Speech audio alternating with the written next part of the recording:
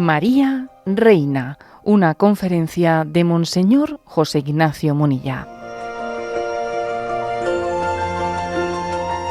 Esta reflexión fue pronunciada dentro de la vigilia de oración en la festividad de María Reina el 22 de agosto de 2025 en La Ceja, Colombia, dirigida a los miembros de Lazos de Amor Mariano.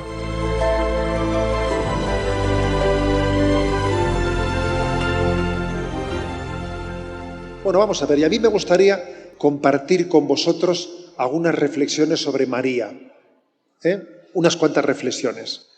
Primero, voy a empezar por el hecho, la coronación de María como reina.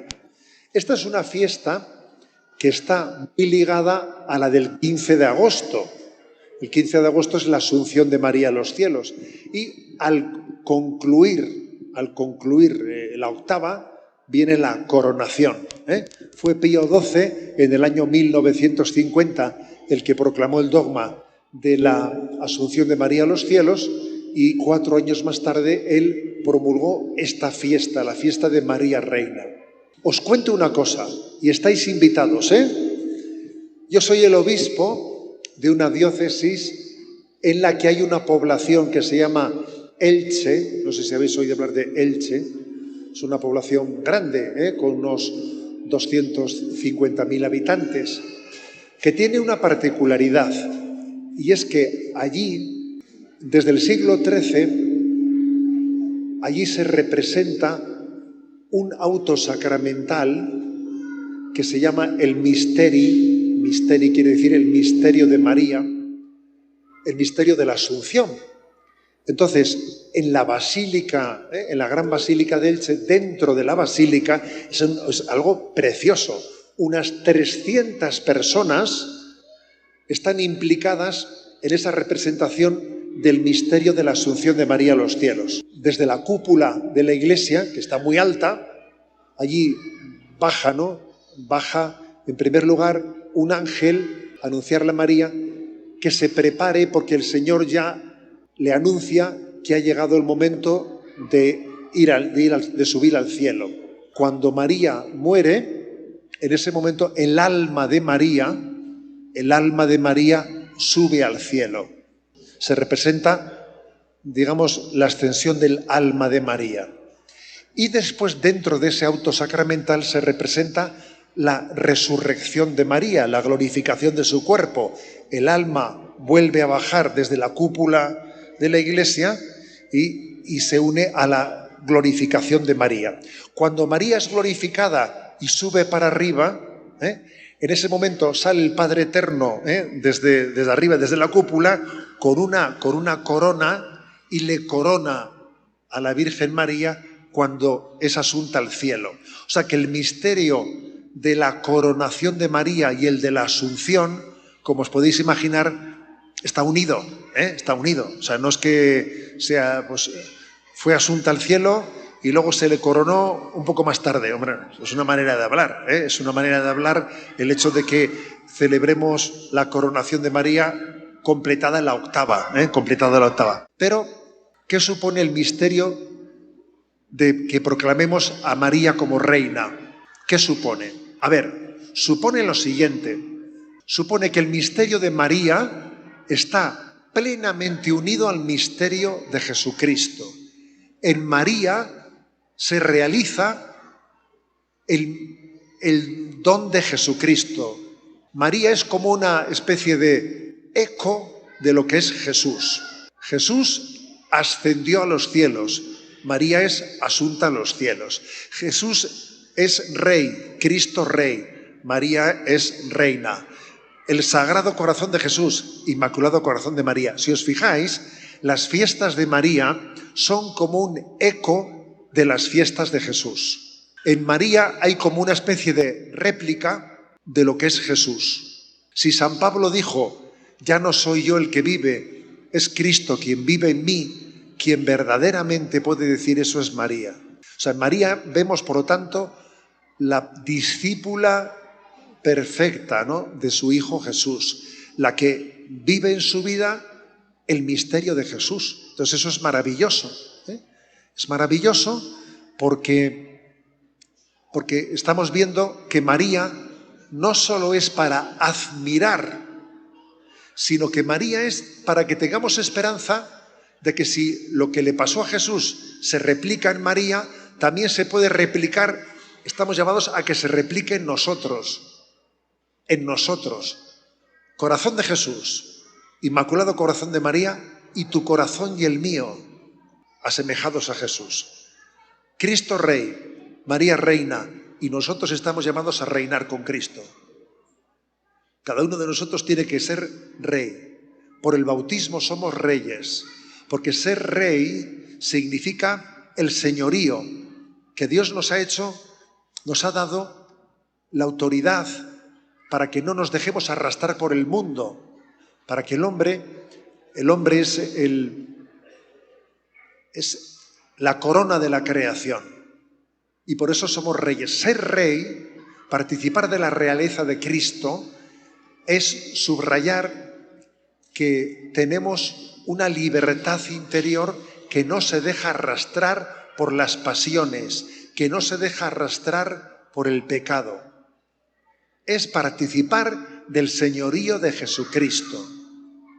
¿De acuerdo? Por lo tanto, la fiesta de María Reina, es subrayar que la realeza de Cristo se realiza en María, y estamos llamados cada uno de nosotros también a participar de esa realeza. No ser esclavos del pecado, no ser esclavos de nuestros rencores, no ser esclavos de nuestro pasado, de nuestras heridas, sino reinar con Cristo.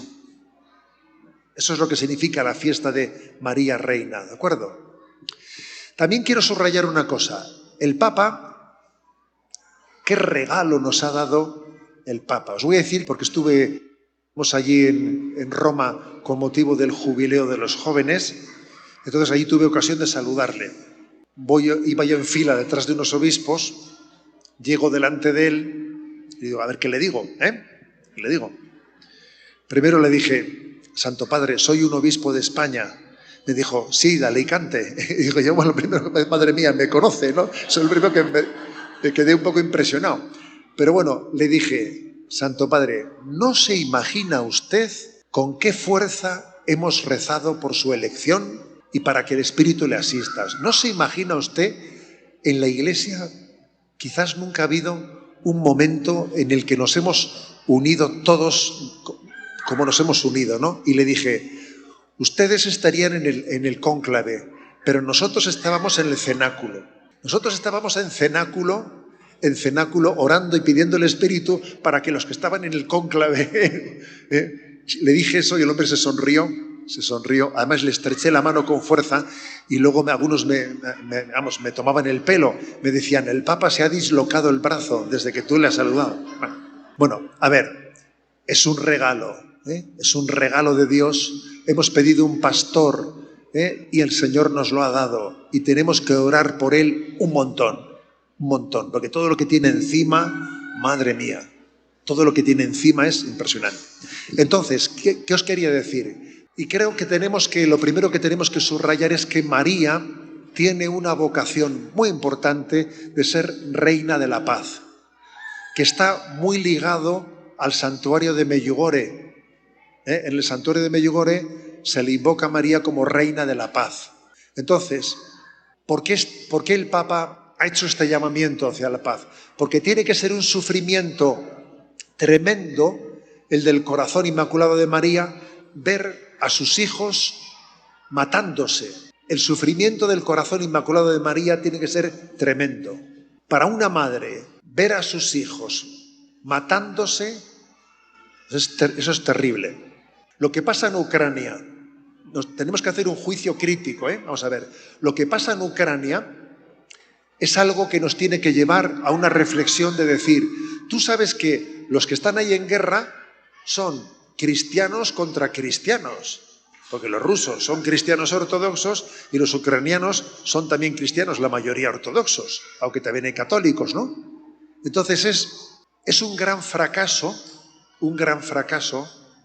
que la evangelización no haya llegado a impregnarnos hasta el punto de que al final los nacionalismos o las ideologías pueden más que la fe. Eso es un fracaso, ¿eh?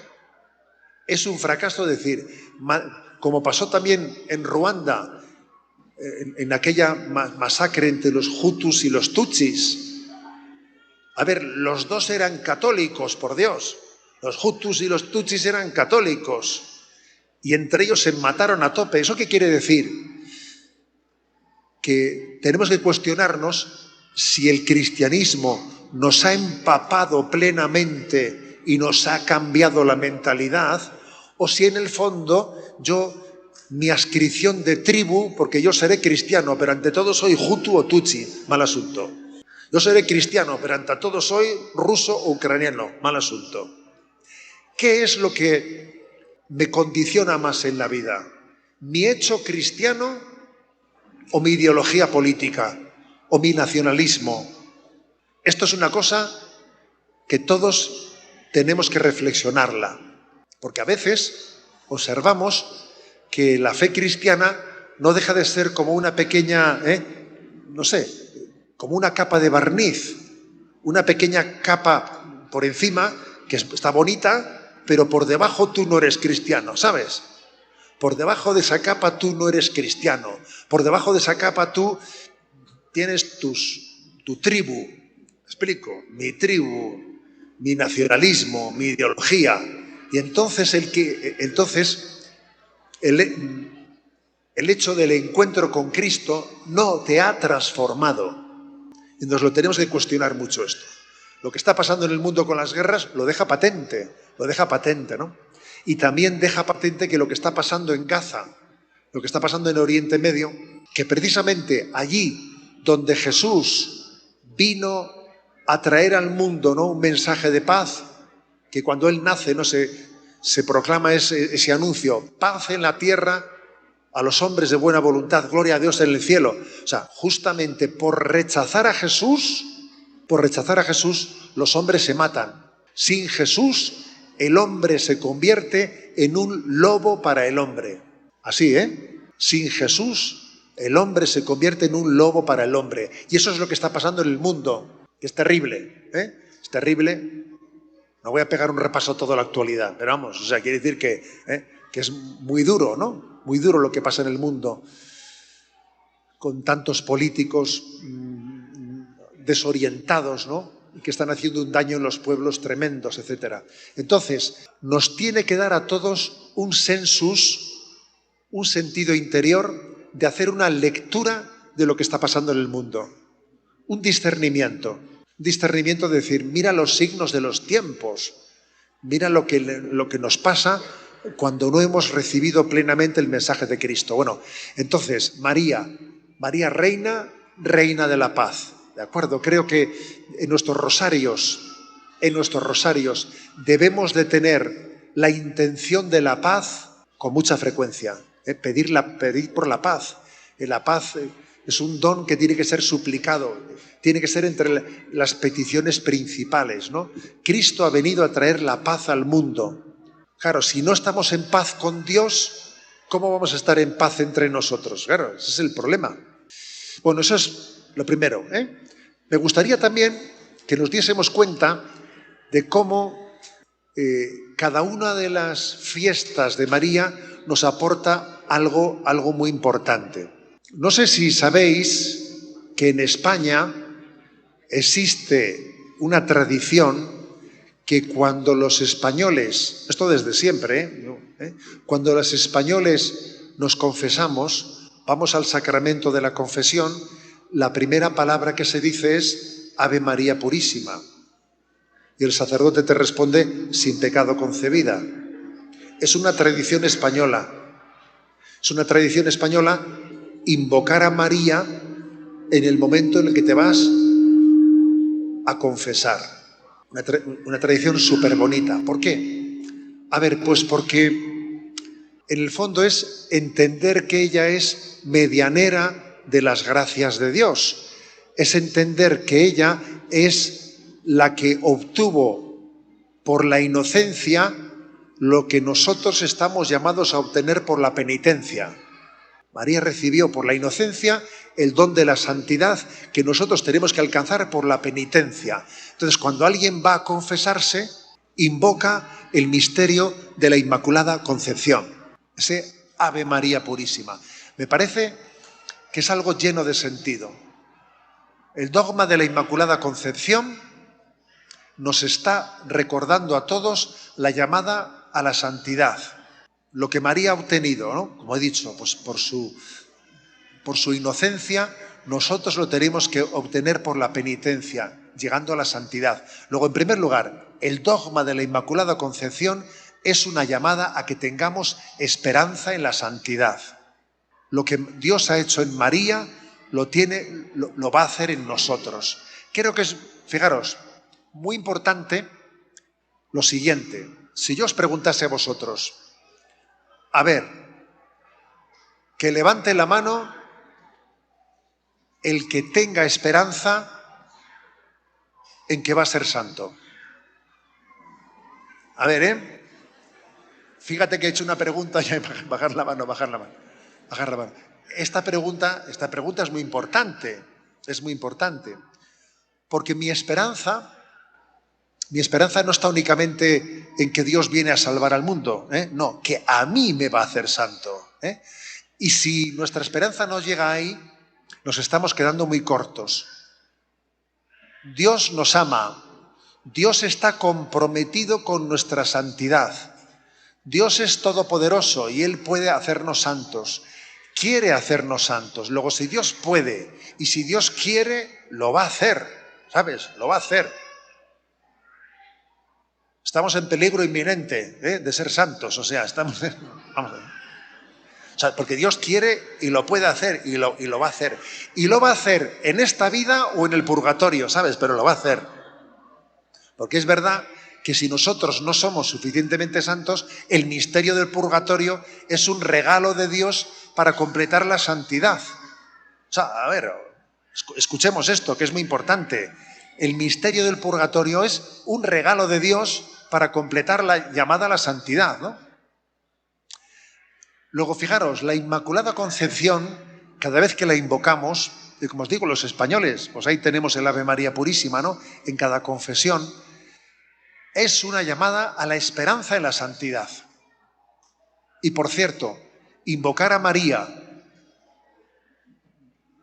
para confesarse también nos puede llamar a invocarla, por ejemplo, imagínate, cuando uno va a leer la Biblia. Voy a leer la Biblia y le invoco a María. María, Ave Virgo Audiens, tú que oíste la palabra de Dios, enséñame a oírla. O sea, el recurso a María como embajadora o introductora de nuestro encuentro con Dios, ¿de acuerdo? Bueno. Segundo lugar, el dogma de la maternidad divina de María. Santa María, Madre de Dios. La maternidad de María es un regalo inmenso, pero que también nos está recordando a nosotros algo muy importante. María ha sido Madre de Dios, ha sido Madre de Jesucristo. La relación que tiene María con Jesús es totalmente singular. Cuando decimos de ella, ¿no? Es hija de Dios Padre o esposa de Dios Espíritu Santo, bueno, en eso nosotros podríamos también sentirnos reflejados, pero Madre de Dios Hijo, eso solo puede ser María la que lo haga, ¿no? Ahora, la que pueda decirlo. Pero quisiera deciros lo siguiente. Hay un misterio de maternidad clave, importantísimo, total, global, integral, al que todos estamos llamados. A veces, a los sacerdotes, nos toca también escuchar el sufrimiento de algunos matrimonios que no pueden tener hijos. Y es un sufrimiento grande, lo que se llama la esterilidad, ¿no? El no poder tener hijos. Muchas gracias, ¿no?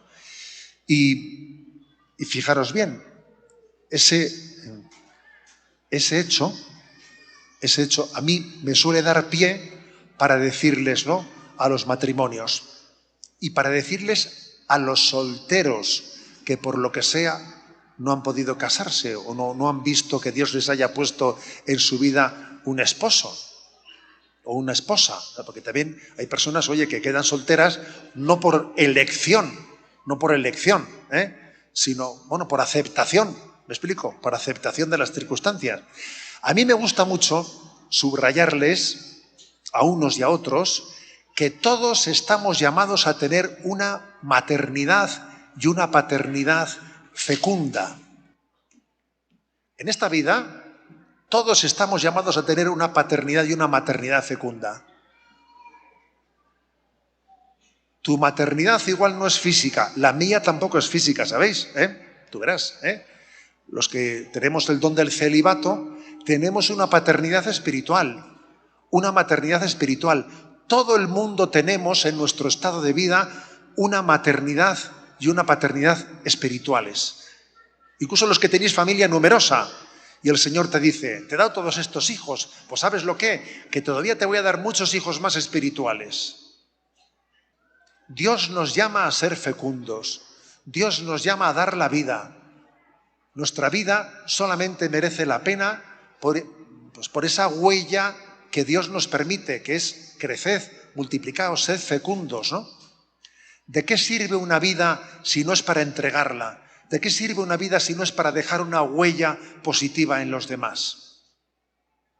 Entonces, nada de acomplejarse porque soy soltero, porque no me he sentido realizado en mi vida, porque no he podido tener hijos. A ver, nada de acomplejarse y de lamentarse. Cada uno de nosotros estamos llamados a descubrir la maternidad y paternidad espiritual. En tu contexto, en tu empresa entre tus amigos.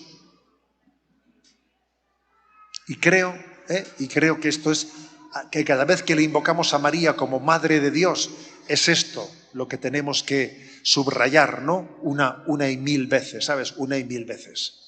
Sigo adelante, voy a ir repasando un poco los dogmas marianos, ¿no? El dogma de la Asunción, del cual ya he hecho mención antes, el dogma de la Asunción. Sin duda alguna, el dogma de la Asunción pone el centro en que nuestra mirada esté en el cielo, Somos ciudadanos del cielo. Cualquier otro planteamiento de vida que me esté absorbiendo, que me esté atrapando de tal manera que esté dejando en segundo lugar la llamada a la vida eterna, es un engaño. Somos para el cielo, somos para Dios.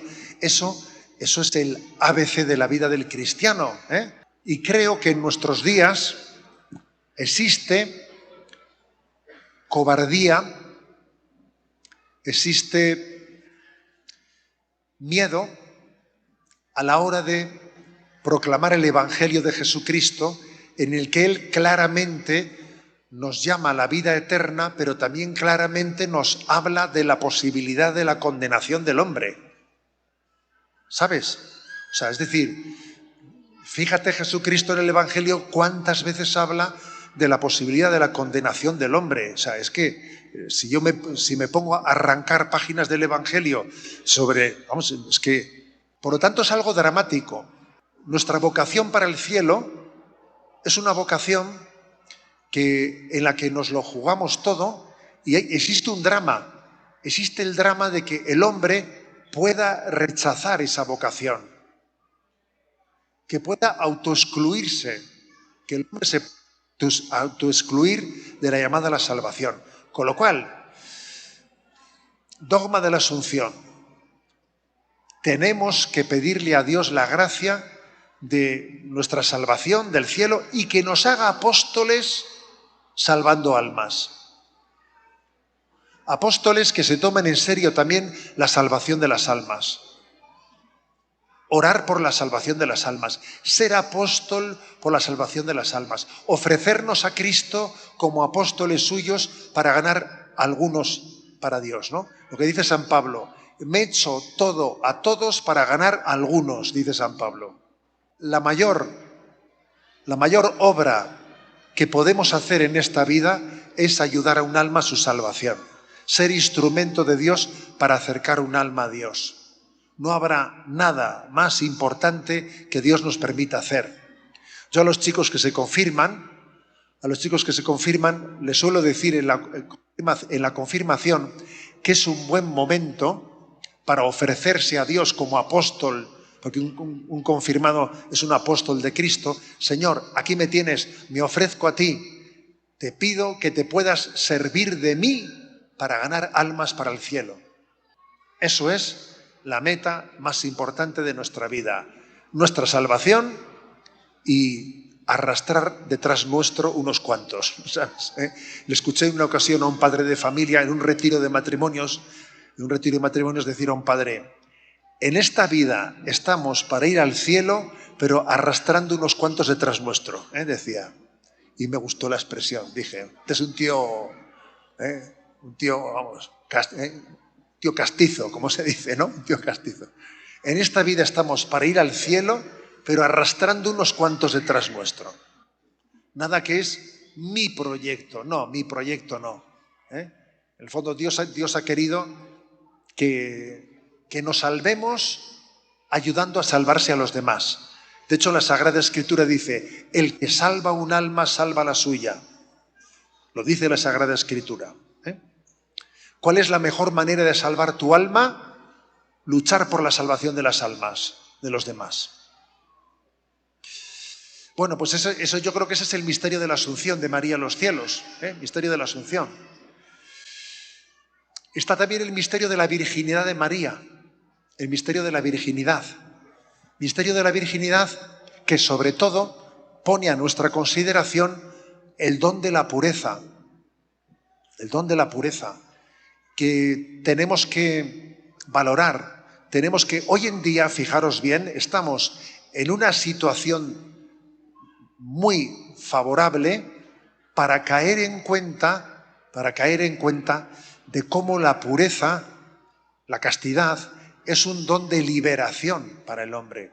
En España ha habido varios periódicos laicistas, que si El País, que si La Vanguardia, etcétera, que han publicado suplementos sobre la pandemia de la adicción a la pornografía y sobre qué tipo de terapia se puede tener para liberarse de la adicción al sexo. Desde un punto de vista para nada cristiano, esos reportajes, o sea, un punto de vista absolutamente laico. Pero claro, es curioso que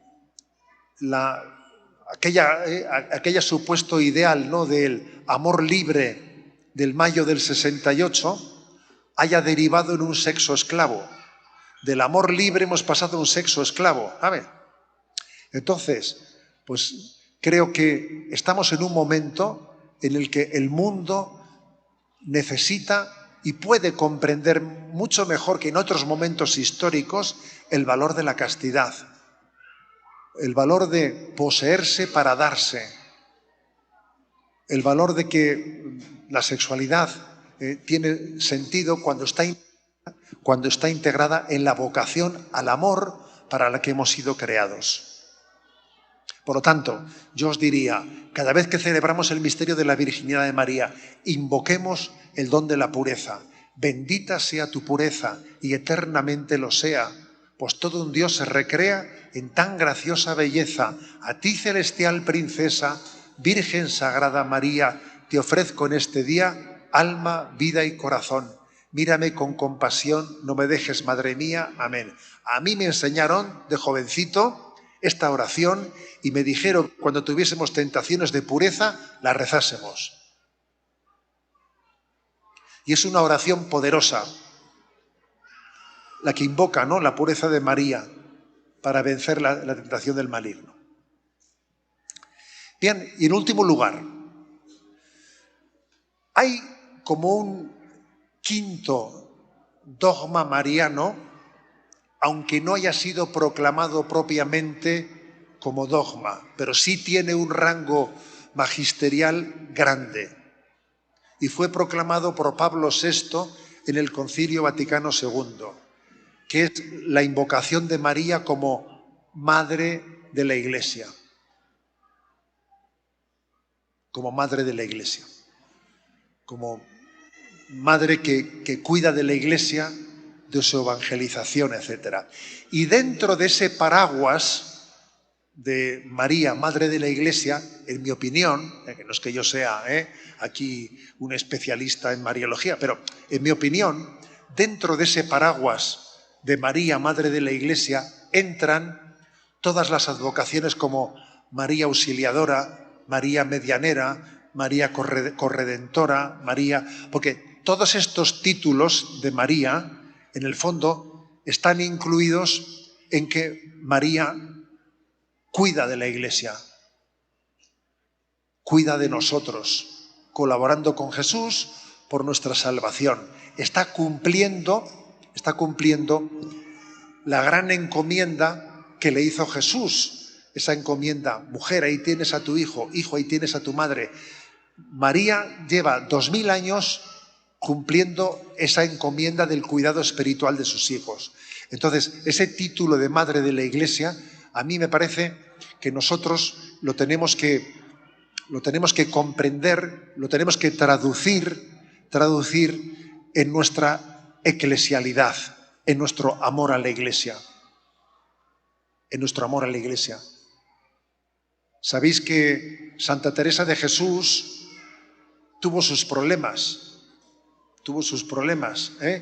pues en la Iglesia, porque también fácilmente no se le reconoció la reforma carmelita que ella quería hacer. Ella quería descalzarse, hacer un Carmelo descalzo, que tuviese más austeridad, que tuviese más sacrificio, y no te creas que fue fácilmente entendido eso, y tuvo sus resistencias, y había hasta un nuncio que también le mortificaba bastante a Santa Teresa, y con mucha gracia ella decía: yo no le deseo nada malo, yo solo le deseo el cielo, decía. Eso decía Santa Teresa, A ver, quiero decir que obviamente en la vida de la Iglesia, claro que ha habido problemas, ¿sabes? ¿No? Claro que ha habido problemas, pero ¿sabéis cuáles fueron las últimas palabras que pronunció Santa Teresa de Jesús antes de morir? Con todos los problemas que había tenido la pobre, para hacer sus fundaciones y tal y cual. Sus últimas palabras son: ¡qué alegría! Muero hija de la Iglesia. ¡Qué alegría! Muero hija de la Iglesia. Soy hijo de la Iglesia. Entonces, esa conciencia de ser miembros de la Iglesia y ese gozo de adhesión a la Iglesia no nos lo va a robar ningún escándalo. ¿Me explico? Ningún escándalo que haya me va a robar a mí eso. El escándalo será fruto del pecado de los hombres, pero la Iglesia es la esposa de Cristo. Y yo soy hijo de la Iglesia, y esa alegría no me la va a robar nadie. Ningún escándalo, ningún problema que yo tenga, porque tendré mis problemas, pero nadie me va a robar esa alegría de ser hijo de la Iglesia. Y eso es importantísimo, ¿no? Que vivamos esa plena adhesión a la Iglesia. Y María nos lo enseña. En ese título de María, Madre de la Iglesia, nos está educando en la eclesialidad. En la eclesialidad. Bueno, por tanto, a ver, como podéis ver, ¿no? Pues yo he hecho un pequeño repaso, ¿no?, de los dogmas de María, para que nos demos cuenta que en todos y cada uno de ellos estamos recibiendo un mensaje muy potente. En la Inmaculada Concepción recibimos el mensaje de la llamada a la santidad y a la purificación de nuestra vida. En la maternidad de María, en la maternidad divina de María, recibimos la llamada a nuestra vocación de fecundidad y de paternidad hacia las almas. En el misterio de la Asunción de María a los cielos recibimos la llamada a luchar, ¿no?, pues por tener el cielo como nuestra patria, pero ganando almas para Dios. En el dogma de la virginidad de María recibimos la llamada a vivir el don de la pureza y de la castidad. Y en ese título de María, Madre de la Iglesia, recibimos esa llamada a nuestra plena identificación con la Iglesia, nuestra madre. La Iglesia es mi madre, es nuestra madre, ¿no? Os deseo a todos, de todo corazón, os deseo que seáis unos enamorados de María, que la invocación tan frecuente que tenéis, ¿no? Ese rezo del Santo Rosario, ese rezo del Santo Rosario en familia, es el que nos da esperanza y salvación al mundo, ¿no? Dijo Arquímedes, ¿no? Dice, dadme un punto de apoyo y moveré el mundo. El punto de apoyo es Cristo y la palanca para mover el mundo es el rosario. Es Cristo el punto de apoyo y la palanca es el rosario. Ahí está cifrado nuestra esperanza, ¿no? Nuestra esperanza de evangelio y nuestra esperanza de que Dios hará un mundo nuevo, un mundo nuevo desde ese ponerle a María como en primera línea de evangelización, ponerle a ella como abanderada de la nueva evangelización.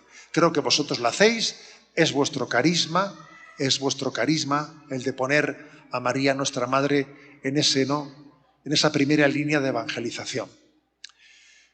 Bueno, os deseo de todo corazón que seáis fieles a vuestro carisma. Aprovecho también, ya que paso por aquí, pues a encomendarme a vuestras oraciones. La bendición de Dios Todopoderoso, Padre, Hijo y Espíritu Santo, descienda sobre vosotros y os acompañe siempre. Amén. Finaliza así en Radio María esta reflexión de Monseñor José Ignacio Munilla, que fue realizada dentro de una vigilia de oración en la festividad de María Reina, el 22 de agosto de 2025, en La Ceja, en Colombia, dirigida a los miembros de Lazos de Amor Mariano.